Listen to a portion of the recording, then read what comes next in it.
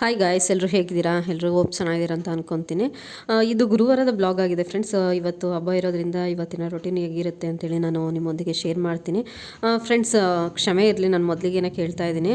ಹಬ್ಬದ ಬ್ಲಾಗು ಹಬ್ಬದ ಹಿಂದಿನ ಬ್ಲಾಗೂ ಅಷ್ಟೇ ಫ್ರೆಂಡ್ಸ್, ಲೇಟಾಗಿ ಅಪ್ಲೋಡ್ ಮಾಡಿದ್ದೀನಿ. ಯಾಕೆಂದರೆ ನನ್ನ ಫೋನ್ ಸರಿ ಇರಲಿಲ್ಲ, ಹಾಗಾಗಿ ವಿಡಿಯೋ ಅಪ್ಲೋಡ್ ಮಾಡೋದು ಲೇಟ್ ಆಗಿದೆ. ಕ್ಷಮೆ ಇರಲಿ ಅಂತ ಕೇಳ್ತಾ ಫ್ರೆಂಡ್ಸ್, ವಿಡಿಯೋನ ಸ್ಕಿಪ್ ಮಾಡ್ದಲೇ ಪೂರ್ತಿ ವಿಡಿಯೋ ನೋಡಿ ಫ್ರೆಂಡ್ಸ್. ಇವತ್ತು ಹಬ್ಬದ ರೊಟೀನ್ ಯಾವ ರೀತಿ ಇರುತ್ತೆ, ಏನೆಲ್ಲ ಸ್ಪೆಷಲ್ ಮಾಡ್ತೀನಿ ಅಂತೇಳಿ ನಾನು ನಿಮ್ಮೊಂದಿಗೆ ಶೇರ್ ಮಾಡ್ತೀನಿ. ಹಾಗಾಗಿ ವಿಡಿಯೋನ ಸ್ಕಿಪ್ ಮಾಡಿದ್ರೆ ಪೂರ್ತಿ ವಿಡಿಯೋ ನೋಡಿ ಅಂತ ಹೇಳ್ತಾ ಫ್ರೆಂಡ್ಸ್, ಇವತ್ತು ಹಬ್ಬ ಇರೋದ್ರಿಂದ ನಾನು ಬೆಳಗ್ಗೆ ಬೇಗ ಎದ್ಬಿಟ್ಟು ಬಾಗಿಲಿಗೆಲ್ಲ ನೀರು ಹಾಕಿ ಒಂದು ಸ್ವಲ್ಪ ಚೆನ್ನಾಗಿರೋದೊಂದು ರಂಗೋಲಿ ಹಾಕಿದೆ. ರಂಗೋಲಿ ಹೇಗಿತ್ತು ಅಂತೇಳಿ ಪ್ಲೀಸ್ ಕಮೆಂಟ್ ಮಾಡಿ.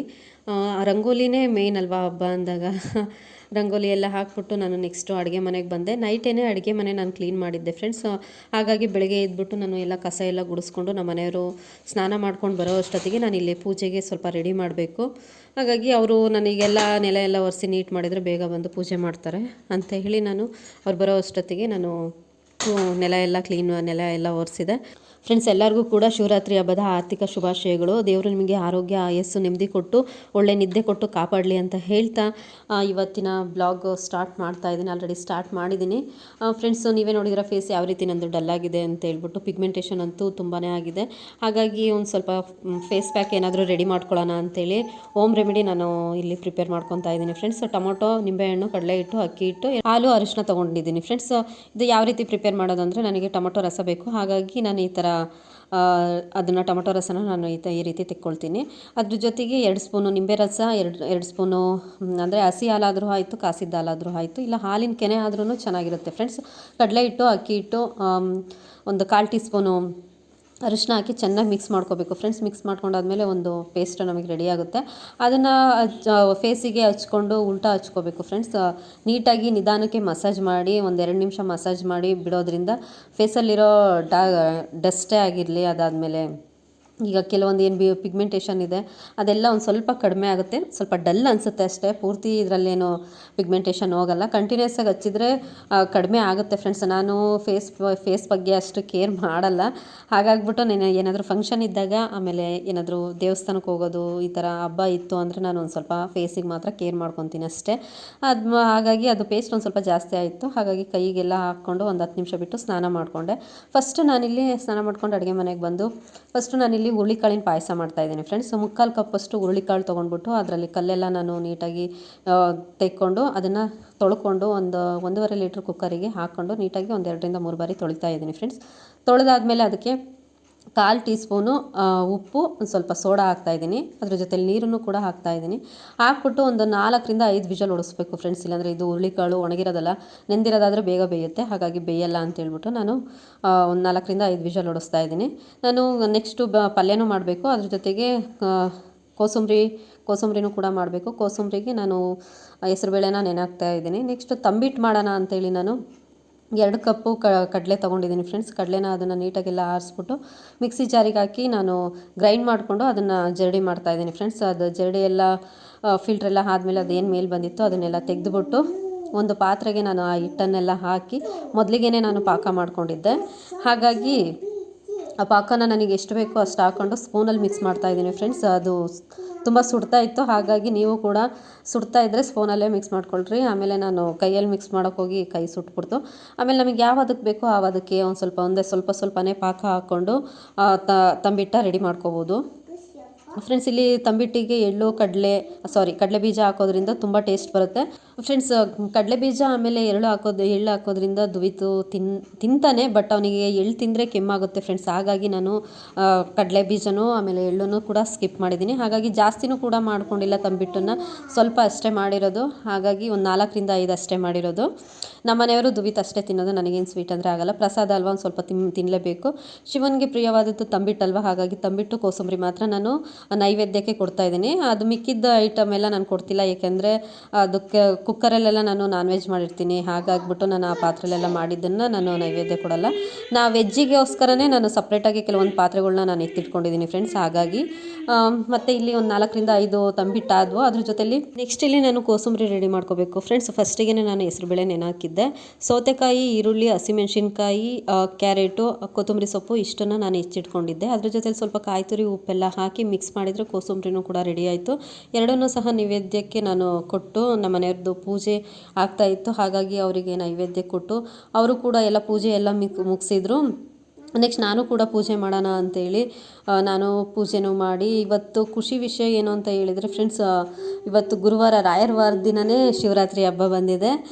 ಹಾಗಾಗಿ ಒಂಥರ ಖುಷಿ ಆಯಿತು. ರಾಯರ ವಾರನೂ ಆಯಿತು, ಅದರ ಜೊತೆಲಿ ಶಿವರಾತ್ರಿ ಹಬ್ಬದ ಪೂಜೆನೂ ಆಯಿತು. ನಾನು ಕೂಡ ಖುಷಿಯಿಂದ ಪೂಜೆ ಮಾಡಿ, ನಮ್ಮನೆ ಲಕ್ಷ್ಮಿ ಅಂತೂ ಇವತ್ತು ತುಂಬ ಚೆನ್ನಾಗಿ ಕಾಣಿಸ್ತಾ ಇದ್ದರು. ನಾವು ಕಳಸದಲ್ಲೇ ಪೂಜೆ ಮಾಡೋದು ಫ್ರೆಂಡ್ಸ್, ಆದ್ರೂ ತುಂಬ ಲಕ್ಷಣವಾಗಿ ಕಾಣಿಸುತ್ತೆ. ನೀವೇ ನೋಡ್ತಾ ಇದ್ದೀರಾ ಯಾವ ರೀತಿ ಕಾಣಿಸ್ತಾ ಇದೆ ಅಂತೇಳಿ. ನನಗಂತೂ ತುಂಬ ಖುಷಿ ಆಯಿತು.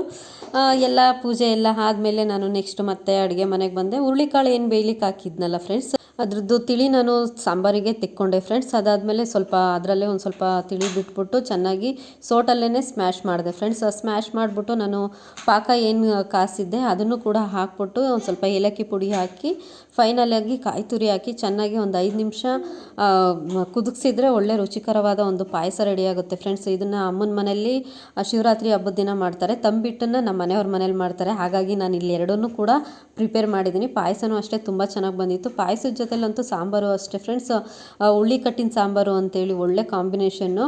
ಈ ಕಡೆ ಪಾಯಸ ಎಲ್ಲ ಆಯಿತು. ನಾನು ಏನು ಅಡುಗೆ ಮಾಡಿದ್ದೀನಿ ಅದನ್ನೆಲ್ಲ ಒಂದು ಸೈಡ್ ಇಟ್ಟು, ದುವಿತು ನೆಕ್ಸ್ಟು ಸ್ನಾನ ಮಾಡಿಸಿ ದುವಿತು ಕೂಡ ಪೂಜೆ ಮಾಡ್ದೆ. ಹಬ್ಬದ ದಿನ ಒಂಥರ ಬೆಳಿಗ್ಗೆ ಬೇಗನೆ ಪೂಜೆ ಆಗಿತ್ತು. ಏನೋ ಒಂಥರ ಖುಷಿ ಆಯಿತು. ಹಬ್ಬದ ವಾತಾವರಣ ಅಂದ್ರೇ ಅಷ್ಟು ಏನೋ ಒಂಥರ ಮನೆಯಲ್ಲಿ ಒಂಥರ ಖುಷಿ ಇರುತ್ತೆ. ಹಾಗಾಗಿ ಪಾಯಸ ಇನ್ನೇನು ನೈವೇದ್ಯಕ್ಕೆ ಕೊಡಲಿಲ್ಲ. ಕೋಸಂಬರಿ ಎಲ್ಲ ನೈವೇದ್ಯಕ್ಕೆ ಕೊಟ್ಟಿದ್ನಲ್ಲ, ಅದನ್ನು ಒಂದು ಸ್ವಲ್ಪ 9 ಗಂಟೆ ಆಗಿತ್ತು. ದುವಿತಿಗೂ ಕೂಡ ತಿನ್ನಿಸ್ಬಿಟ್ಟು ನಾನು ಒಂದು ಸ್ವಲ್ಪ ತಿಂದ್ಬಿಟ್ಟು ಆಮೇಲೆ ನೆಕ್ಸ್ಟ್ ಏನು ಅಡುಗೆ ಇದೆ ಅದನ್ನು ಕಂಟಿನ್ಯೂ ಮಾಡೋಣ ಅಂತ ಹೇಳ್ಬಿಟ್ಟು ನಾನಿಲ್ಲಿ ದುವಿತಿಗೆ ಕೋಸಂಬರಿ ಆಮೇಲೆ ಪಾಯಸನ ತಿನ್ನಿಸ್ತಾ ಇದ್ದೆ ಫ್ರೆಂಡ್ಸ್. ನಾನು ಕೂಡ ತಿಂದೆ ಫ್ರೆಂಡ್ಸ್. ನನಗಿಬ್ಬರು ಕಮೆಂಟ್ ಮಾಡಿದ್ರು, ಪರಿಸರದ ಜೊತೆಯಲ್ಲಿ ಅಂತೇಳಿ, ಅವ್ರದ್ದು ಯೂಟ್ಯೂಬ್ ಚಾನಲ್ ನೇಮು. ಅವರು ಅಕ್ಕ ಎಡಿಟಿಂಗ್ ಎಲ್ಲ ತುಂಬ ಚೆನ್ನಾಗಿ ಮಾಡ್ತೀರಾ ನೀವು ಅಂತೇಳಿ ಕಳಿಸಿದ್ರು. ಇನ್ನೊಬ್ಬರು ಪದ್ಮಾ ಕಿಚನ್ಸ್ ಅಂತೇಳಿ ಫ್ರೆಂಡ್ಸ್, ಅವರು ಅಷ್ಟೇ ನೀವು ಅಡುಗೆ ಮನೆ, ದೇವ್ರ ಮನೆಯನ್ನೆಲ್ಲ ತುಂಬ ನೀಟಾಗಿ ಇಟ್ಕೊಂಡಿದ್ದೀರಾ ಅಂತೇಳಿ ಕಮೆಂಟ್ ಮಾಡಿದ್ರಿ. ನನಗಂತೂ ತುಂಬಾ ಖುಷಿ ಆಯಿತು ಫ್ರೆಂಡ್ಸ್ ನೀವು ಈ ರೀತಿ ಕಮೆಂಟ್ ಮಾಡಿರೋದು. ನಾನು ಯೂಟ್ಯೂಬ್ ಸ್ಟಾರ್ಟ್ ಮಾಡಿ ಇನ್ನೂ 1.5 ತಿಂಗಳು ಕೂಡ ಆಗಿಲ್ಲ ಫ್ರೆಂಡ್ಸ್. ಇಷ್ಟು ಬೇಗ ನಿಮ್ಮ ಪ್ರೀತಿ ವಿಶ್ವಾಸ ಗಳಿಸ್ತೀನಿ ಅಂತ ನಾನು ಅಂದ್ಕೊಂಡಿರಲಿಲ್ಲ. ಇದೇ ರೀತಿ ಇರಲಿ ನಿಮ್ಮ ಪ್ರೀತಿ ವಿಶ್ವಾಸ ನನ್ನ ಚಾನಲ್ ಮೇಲೆ, ನನ್ನ ಮೇಲೆ ಅಂತ ಹೇಳ್ತಾ ಫ್ರೆಂಡ್ಸ್, ನಿಮಗೆಲ್ಲರಿಗೂ ಯಾರು ಕಮೆಂಟ್ ಮಾಡಿದ್ರಿ ಅವರಿಗೆಲ್ಲರಿಗೂ ಥ್ಯಾಂಕ್ಸ್ ಅಂತ ಹೇಳ್ತಾ, ಒನ್ಸ್ ಅಗೇನ್ ನಿಮಗೂ ಕೂಡ ಶಿವರಾತ್ರಿ ಹಬ್ಬದ ಆರ್ಥಿಕ ಶುಭಾಶಯಗಳು. ದೇವರು ನಿಮಗೆ ಆರೋಗ್ಯ, ಆಯಸ್ಸು, ನೆಮ್ಮದಿ ಕೊಟ್ಟು ಕಾಪಾಡಲಿ ಅಂತ ಹೇಳ್ತಾ ಫ್ರೆಂಡ್ಸ್, ಅದರಲ್ಲೂ ಯೂಟ್ಯೂಬ್ ಮಾಡೋದು ತುಂಬಾ ಕಷ್ಟ. ನಾವು ಯಾವುದೇ ಒಂದು ವಿಡಿಯೋನ 2 ನಿಮಿಷದ ವಿಡಿಯೋನ ಅದನ್ನು ನೋಡುವಾಗ ಏನಂತೀವಿ ಅನ್ನೋದಾದರೆ ಕಮೆಂಟ್ ಹಾಕ್ತೀವಿ, ಇದು ಚೆನ್ನಾಗಿಲ್ಲ, ಚೆನ್ನಾಗಿದೆ ಅಂತ ಕಮೆಂಟ್ ಹಾಕ್ತೀವಿ. ಬಟ್ ನಾನೀಗ ಯೂಟ್ಯೂಬ್ ಸ್ಟಾರ್ಟ್ ಮಾಡಿದಾದ್ಮೇಲೆ ಅದರದ್ದು ಏನು ಅಂತ ಹೇಳಿ ಗೊತ್ತಾಗ್ತಿರೋದು. ಒಂದು ವಿಡಿಯೋ ಮಾಡಬೇಕಂದ್ರೆ ಅದರ ಹಿಂದಿನ ಎಫೆಕ್ಟ್ ಎಷ್ಟಿರುತ್ತೆ ಗೊತ್ತಾ ಫ್ರೆಂಡ್ಸ್. ಅದು ಒಂದು ಸ್ವಲ್ಪ ಸರಿ ಬರಲಿಲ್ಲ ಅಂದರೆ ನಾವು ಮತ್ತೆ ಫಸ್ಟಿಂದ ಮಾಡಬೇಕು. ಅದಕ್ಕೆ ವಾಯ್ಸ್ ಕೊಡೋದಾದ್ರೂ ಅಷ್ಟೇ, ಮತ್ತು ಅದನ್ನು ಡಿಲೀಟ್ ಮಾಡಿ ಮತ್ತೆ ರಿಟರ್ನ್ ನಾವು ವಾಯ್ಸ್ ಕೊಡಬೇಕು. ಅದರಲ್ಲೂ ಫ್ಯಾಮಿಲಿ ಇರೋರು, ಚಿಕ್ಕ ಮಕ್ಳು ಇರೋರ್ದಂತೂ ಯೂಟ್ಯೂಬ್ ಮಾಡೋದು ತುಂಬಾ ಕಷ್ಟ ಫ್ರೆಂಡ್ಸ್. ನಾನು ಈಗ ಯೂಟ್ಯೂಬ್ ಸ್ಟಾರ್ಟ್ ಮಾಡಿದಾದ್ಮೇಲೆ ನನಗೂ ಈಗ ಅದು ಗೊತ್ತಾಗ್ತಾ ಇರೋದು. ಯಾವುದೇ ವೀಡಿಯೋಸ್ನೇ ಆಗಿರಲಿ ಫ್ರೆಂಡ್ಸ್, ನಿಮಗೆ ಚೆನ್ನಾಗಿದೆ ಅಂದರೆ ಒಳ್ಳೆ ಕಮೆಂಟ್ ಹಾಕಿ, ನಿಮಗೆ ಚೆನ್ನಾಗಿಲ್ಲ ಅಂದರೆ ವೀಡಿಯೋನೇ ನೋಡೋಕೆ ಹೋಗ್ಬೇಡಿ, ಹಂಗೆ ಸ್ಕಿಪ್ ಮಾಡಿಬಿಡಿ. ಯಾವುದೇ ವೀಡಿಯೋನೇ ಆಗಿರಲಿ, ನನ್ನದೇ ಆಗಿರಲಿ, ಬೇರೆಯೇ ಆಗಿರಲಿ, ಆ 2 ನಿಮಿಷದ ವೀಡಿಯೋಯಿಂದನೇ ಅವ್ರದ್ದು ತುಂಬ ಎಫೆಕ್ಟ್ ಇರುತ್ತೆ ಅಂತ ಹೇಳ್ತಾ, ನಾನು ಕೂಡ ದುವಿತಿಗೆ ಕೋಸಂಬರಿ ತಿಂದು ನಾನು ಸ್ವಲ್ಪ ತಿಂದ್ಬಿಟ್ಟು ಆಮೇಲೆ ನಾನು ಕಣ್ಣಿಗೆ ಒತ್ಕೊಂಡು ತಿಂದಿದ್ದಕ್ಕೆ ದುವಿತು ಕೂಡ ಅದೇ ರೀತಿ ತಿಂದ. ಮಕ್ಕಳು ನಾವೇನೇ ಮಾಡಿದ್ರು ಫ್ರೆಂಡ್ಸ್ ಅಬ್ಸರ್ವ್ ಮಾಡ್ತವೆ. ಹಾಗಾಗಿ ನಾವು ಒಳ್ಳೆ ಕೆಲಸನೇ ಆಗಲಿ ಕೆಟ್ಟ ಕೆಲಸನೇ ಆಗಲಿ ಮಾಡುವಾಗ ಮಕ್ಕಳು ಮುಂದೆ ಹುಷಾರಾಗಿ ಇರಬೇಕು. ಯಾಕೆಂದರೆ ಅವು ಮೈಂಡು ವೈಟ್ ಶೀಟ್ ಇದ್ದಂಗೆ, ಆ ವೈಟ್ ಶೀಟಲ್ಲಿ ನಾವೇನು ಬರಿತೀವಿ ಅದು ಉಳ್ಕೊಳ್ಳುತ್ತೆ. ಮಕ್ಕಳಿಗೆ ಆದಷ್ಟು ನಾವು ಮನೆಯಲ್ಲೇ ಎಲ್ಲ ಒಳ್ಳೆ ಆ್ಯಕ್ಟಿವಿಟೀಸ್ನ ಕಲಿಸೋಣ ಫ್ರೆಂಡ್ಸ್ ಅಂತ ಹೇಳಿ ವಿಡಿಯೋನ ಕಂಟಿನ್ಯೂ ಮಾಡೋಣ ಫ್ರೆಂಡ್ಸ್. ನೆಕ್ಸ್ಟು ನಾನಿಲ್ಲಿ ಅವನಿಗೆಲ್ಲ ಸ್ವಲ್ಪ ಕೋಸಂಬರಿ ಪಾಯಸ ಎಲ್ಲ ತಿನ್ನಿಸ್ಬಿಟ್ಟು ಮುಗಿಸ್ಬಿಟ್ಟು ನೆಕ್ಸ್ಟ್ ಮತ್ತೆ ನಾನು ಅಡುಗೆ ಮನೆಗೆ ಬಂದೆ ಫ್ರೆಂಡ್ಸ್. ಪಲ್ಯಕ್ಕೆ ರೆಡಿ ಮಾಡಬೇಕಲ್ವ, ಹಾಗಾಗಿ ಫ್ರೆಂಡ್ಸ್ ನಾನಿಲ್ಲಿ ಬೀಟ್ರೋಟ್ ಪಲ್ಯ ಮಾಡ್ತಾಯಿದ್ದೀನಿ. ಬೀಟ್ರೋಟ್ನ ಸಣ್ಣದಾಗಿ ಕಟ್ ಮಾಡಿ ಇಟ್ಕೊಂಡಿದ್ದೀನಿ. ಅದ್ರ ಜೊತೆಗೆ ನೆನೆಸಿರೋ ಬಟಾಣಿ ಕಡಲೆಕಾಳನ್ನು ಕೂಡ ಎತ್ತಿಟ್ಕೊಂಡಿದ್ದೀನಿ. ಎರಡನ್ನೂ ನೆನೆಸ್ಬೇಕು, ಕಡಲೆಕಾಳು ಬಟಾಣಿ ಕಾಳನ್ನ. ಒಂದು ಕುಕ್ಕರ್ಗೆ ನಾನು ಸ್ವಲ್ಪ ಆಯಿಲ್ ಹಾಕ್ಬಿಟ್ಟು ಈರುಳ್ಳಿ ಹಸಿಮೆಣ್ಸಿನ್ಕಾಯಿನ ಫ್ರೈ ಮಾಡ್ಕೊತಾ ಇದ್ದೀನಿ ಫ್ರೆಂಡ್ಸ್. ಸ್ವಲ್ಪ ಹೊತ್ತು ಫ್ರೈ ಎಲ್ಲ ಆದಮೇಲೆ ಒಂದು 2 ನಿಮಿಷ ಫ್ರೈ ಮಾಡಿಕೊಂಡ್ರೆ ಸಾಕು. ಸಾಲ್ಟ್ ಹಾಕ್ಬಿಟ್ಟು ಆಮೇಲೆ ಹೆಚ್ಚಿರೋ ಟೊಮೊಟೊನೂ ಕೂಡ ಹಾಕಿ ಅದ್ರ ಜೊತೆಲಿ 1 ಟೇಬಲ್ ಸ್ಪೂನು ಶುಂಠಿ ಬೆಳ್ಳುಳ್ಳಿ ಪೇಸ್ಟ್ ಹಾಕಬೇಕು ಫ್ರೆಂಡ್ಸ್. ಶುಂಠಿ ಬೆಳ್ಳುಳ್ಳಿ ಪೇಸ್ಟ್ ಹಾಕೋದ್ರಿಂದ ಒಂಥರ ನಾನ್ ವೆಜ್ ಫ್ಲೇವರ್ ಬರುತ್ತೆ, ಚೆನ್ನಾಗಿ ಅನಿಸುತ್ತೆ. ಹಾಗಾಗಿ ಇಲ್ಲಾಂದರೆ ಬೇಕಾದ್ರೆ ಪೇಸ್ಟ್ ಇಲ್ಲಾಂದರೆ ನೀವು ಜಜ್ಜಿ ಕೂಡ ಹಾಕ್ಬೋದು, ಆದರೂ ಟೇಸ್ಟ್ ಇನ್ನೂ ಚೆನ್ನಾಗಿರುತ್ತೆ. ನೆಕ್ಸ್ಟು ಎಲ್ಲ ಫ್ರೈ ಆದಮೇಲೆ ನಾನು ಏನು ಹೆಚ್ಚಿರೋ ತರಕಾರಿ ಇದೆ ಅದನ್ನೆಲ್ಲ ಹಾಕ್ಬಿಟ್ಟು ಸ್ವಲ್ಪ ನೀರು ಹಾಕಿ 2 ವಿಷಲ್ ಹೊಡಿಸ್ತಾ ಇದ್ದೀನಿ ಫ್ರೆಂಡ್ಸ್. ನೆಕ್ಸ್ಟ್ ಇಲ್ಲಿ ಸಾಂಬಾರಿಗೆ ಇಲ್ಲಿ ರೆಡಿ ಮಾಡ್ಕೊಳ್ಳೋಣ ಅಂತೇಳಿ ತಿಳಿ ಎಲ್ಲ ಎತ್ತಿಟ್ಟಿದ್ನಲ್ಲ, ಅದಕ್ಕೆ ಈಗ ನಾನಿಲ್ಲಿ ಮಸಾಲೆ ರೆಡಿ ಮಾಡ್ಕೊತಾ ಇದ್ದೀನಿ ಫ್ರೆಂಡ್ಸ್. ಫಸ್ಟು ನಾನಿಲ್ಲಿ ಮಿಕ್ಸಿ ಜಾರ್ಗೆ ಕಾಯಿ ತುರಿ ಕೊತ್ತಂಬರಿ ಸೊಪ್ಪನ್ನು ಹಾಕಿಟ್ಕೊಂಡಿದ್ದೀನಿ. ನೆಕ್ಸ್ಟ್ ಅರ್ಧ ಟೇಬಲ್ ಸ್ಪೂನು ಮೆಣಸು, ಅರ್ಧ ಟೇಬಲ್ ಸ್ಪೂನು ಜೀರಿಗೆನ ಹಾಕ್ಬಿಟ್ಟು ಹುರ್ಕೊತಾ ಇದ್ದೀನಿ ಫ್ರೆಂಡ್ಸ್. ಅದು ಘಮ ಬರೋ ತನಕ ಹುರ್ಕೋಬೇಕು. ಹಾಗಾಗಿ ಸಾಂಬಾರಿಗೆ ನಾವು ಯಾವ ರೀತಿ ಮಾಡ್ತೀವಿ ಅದ್ರ ಮೇಲೆ ಡಿಪೆಂಡು ಟೇಸ್ಟ್ ಇರುತ್ತೆ. ಈ ರೀತಿ ಹುರಿದು ಮಾಡ್ಕೊಳೋದ್ರಿಂದ ಟೇಸ್ಟ್ ಇನ್ನೂ ತುಂಬ ಚೆನ್ನಾಗಿರುತ್ತೆ. ಕಾಯಿ ತುರಿ ಕೊತ್ತಂಬರಿ ಸೊಪ್ಪೆಲ್ಲ ಹಾಕಿದ್ದೆ, ಅದ್ರ ಜೊತೆಲೆ ಹುರಿದಿರೋದನ್ನು ಕೂಡ ಹಾಕ್ಬಿಟ್ಟು ನೆಕ್ಸ್ಟ್ ನಾನು ಸ್ವಲ್ಪ ಬೆಳ್ಳುಳ್ಳಿ ಈರುಳ್ಳಿನ ಸ್ವಲ್ಪ ಆಯಿಲ್ ಹಾಕ್ಬಿಟ್ಟು ನಾನು ಫ್ರೈ ಮಾಡ್ಕೊತಾ ಇದ್ದೀನಿ. ಅದ್ರ ಜೊತೆಲಿ 1 ಟೊಮೊಟೊನ ನಾನು ಬೇಯಿಸಿ ಇಟ್ಟಿದ್ದೆ ಫ್ರೆಂಡ್ಸ್, ಅದನ್ನು ಕೂಡ ನಾನು ಹಾಕ್ಕೊತಾ ಇದ್ದೀನಿ. ನೆಕ್ಸ್ಟ್ 4ರಿಂದ 5 ಒಣಮೆಣಸಿನ್ಕಾಯಿನ ಸ್ವಲ್ಪ ಆಯಿಲ್ ಹಾಕಿ ಅದನ್ನು ಫ್ರೈ ಮಾಡ್ಕೊಂಡು ಹಾಕೊಂಡ್ರೆ ಇನ್ನೂ ಟೇಸ್ಟ್ ಚೆನ್ನಾಗಿರುತ್ತೆ. ನೀವು ಚಿಲ್ಲಿ ಪೌಡರ್ ಇದ್ರೂ ಕೂಡ ಹಾಕೋಬೋದು. ಅದಿಲ್ಲ ಅಂದರೆ ಅದಿದ್ರೂ ಕೂಡ ಈ ಥರ ಮೆಣಸಿನ್ಕಾಯಿ ಇತ್ತು ಅಂದರೆ ಹುರಿದು ಹಾಕೊಡ್ರಿ ಫ್ರೆಂಡ್ಸ್, ಟೇಸ್ಟ್ ಅಂತೂ ತುಂಬ ಚೆನ್ನಾಗಿರುತ್ತೆ. ಅದರಲ್ಲಿ ಬಸ್ಸಾರಿಗೆ ಹುಳಿ ಕಟ್ಟಿನ ಸಾಂಬಾರಿಗಂತೂ ತುಂಬಾ ಟೇಸ್ಟಾಗಿ ಬರುತ್ತೆ.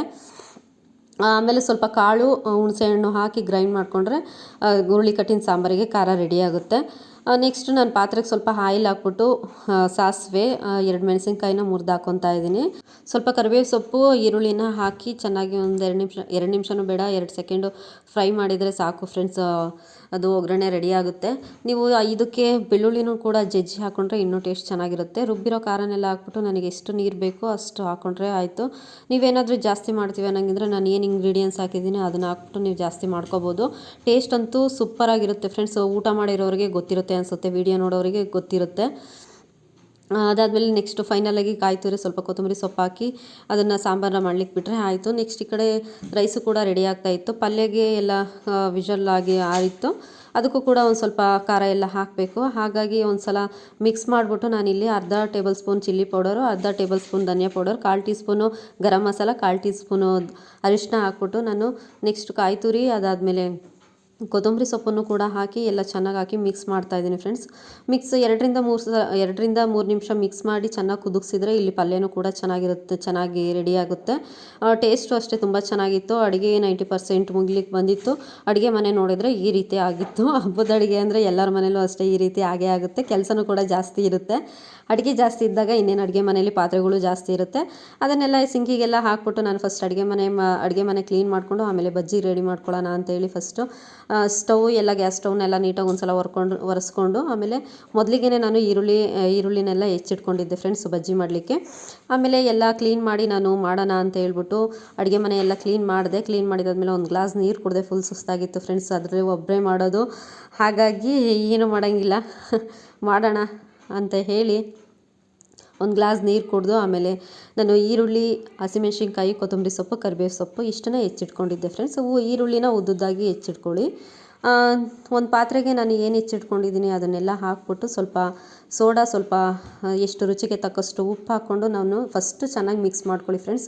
ಈ ರೀತಿ ಮಿಕ್ಸ್ ಮಾಡೋದ್ರಿಂದ ಏನಾಗುತ್ತೆ ಅಂದರೆ ಬಜ್ಜಿ ಸಾಫ್ಟಾಗಿ ಆಮೇಲೆ ಕ್ರಿಸ್ಪಿಯಾಗಿರುತ್ತೆ, ತಿನ್ನಲಿಕ್ಕೆ ಚೆನ್ನಾಗಿ ಅನಿಸುತ್ತೆ ಅಂತೇಳಿ ನಾನು ಈ ರೀತಿ ಫಸ್ಟು ನಾನು ಬಜ್ಜಿ ಮಾಡುವಾಗ ಇದೇ ರೀತಿಯೇ ಮಾಡ್ಕೊಳ್ಳೋದು. ಈ ರೀತಿ ಫಸ್ಟ್ ಚೆನ್ನಾಗೆಲ್ಲ ಮಿಕ್ಸ್ ಮಾಡಿಕೊಂಡು ನೆಕ್ಸ್ಟ್ 3/4 ಕಪ್ಪು ಕಡಲೆ ಹಿಟ್ಟು, 1/4 ಕಪ್ಪು ಅಕ್ಕಿ ಹಿಟ್ಟನ್ನು ಜಡಿ ಮಾಡಿ ಒಂದು ಬೌಲಿಗೆ ಹಾಕಿ ಎತ್ತಿಟ್ಕೊಂಡಿದ್ದೆ ಫ್ರೆಂಡ್ಸ್. ಅದನ್ನು ಕೂಡ ಹಾಕ್ಕೊಂಡು ಎಷ್ಟು ಬೇಕಷ್ಟು ನೀರು ಹಾಕ್ಕೊಂಡು ಒಂದು ಮೀಡಿಯಮ್ ಆಗಿ ಕಲಸಿಟ್ಕೊಂಡ್ರೆ ಆಯಿತು. ಒಂದು 10 ನಿಮಿಷ ಬಿಟ್ಟು ಎಣ್ಣೆಗೆ ಹಾಕಿದರೆ ಬಜ್ಜಿ ಕೂಡ ರೆಡಿ ಆಯಿತು. ನನಗೆ ತುಂಬಾ ಸುಸ್ತಾಗಿತ್ತು ಫ್ರೆಂಡ್ಸ್, ಆದರೂ ಏನು ಮಾಡೋದು, ಮಾಡಲೇಬೇಕು. ಹಬ್ಬದ ಅಡುಗೆ ಅಂದರೆ ಆ ರೀತಿ ಏನೋ ಒಂಥರ ಖುಷಿ ಆಗುತ್ತೆ ಮಾಡಲಿಕ್ಕೂ. ಸುಸ್ತಾದ್ರೂ ಖುಷಿ ಅನಿಸುತ್ತೆ. ಫೈನಲಾಗಿ ಇಷ್ಟು ಅಡುಗೆ ರೆಡಿ ಆಯಿತು. ಬೀಟ್ರೋಟ್ ಪಲ್ಯ, ಕೋಸಂಬರಿ, ಬಜ್ಜಿ, ತಂಬಿಟ್ಟು, ಹುರುಳಿ ಕಟ್ಟಿನ ಸಾಂಬಾರು, ರೈಸು, ಆಮೇಲೆ ಹುಳಿ ಕಟ್ಟಿನ ಪಾಯಸ. ಅಡುಗೆ ಅಂತೂ ಎಲ್ಲ ಅಡುಗೆನೂ ಫ್ರೆಂಡ್ಸ್ ತುಂಬ ರುಚಿಯಾಗಿತ್ತು. ನಿಮ್ಮ ಮನೇಲಿ ಏನೇನು ಶಿವರಾತ್ರಿಗೆ ಸ್ಪೆಷಲ್ ಮಾಡಿದ್ರಿ ಅಂತೇಳಿ ಕಮೆಂಟ್ ಬಾಕ್ಸಲ್ಲಿ ತಿಳಿಸಿ ಅಂತ ಹೇಳ್ತಾ, ನನ್ನ ವಿಡಿಯೋ ಇಷ್ಟ ಆಯಿತು ಅಂದರೆ ಪ್ಲೀಸ್ ಫ್ರೆಂಡ್ಸ್ ನನಗೊಂದು ಲೈಕ್ ಕಮೆಂಟ್ ಇರಲಿ ಅಂತ ಹೇಳ್ತಾ, ಇದೇ ಥರ ವೀಡಿಯೋಸ್ಗಳು ಬೇಕು ಅನ್ನೋದಾದರೆ please Dhubri Asha Kannada YouTube ಚಾನಲ್ನ ಮಿಸ್ ಮಾಡ್ದಲೇ ಸಬ್ಸ್ಕ್ರೈಬ್ ಮಾಡ್ಕೊಳ್ಳಿ ಫ್ರೆಂಡ್ಸ್. ನೆಕ್ಸ್ಟ್ ವೀಡಿಯೋದಲ್ಲಿ ಸಿಗೋಣ ಫ್ರೆಂಡ್ಸ್, ಬಾಯ್.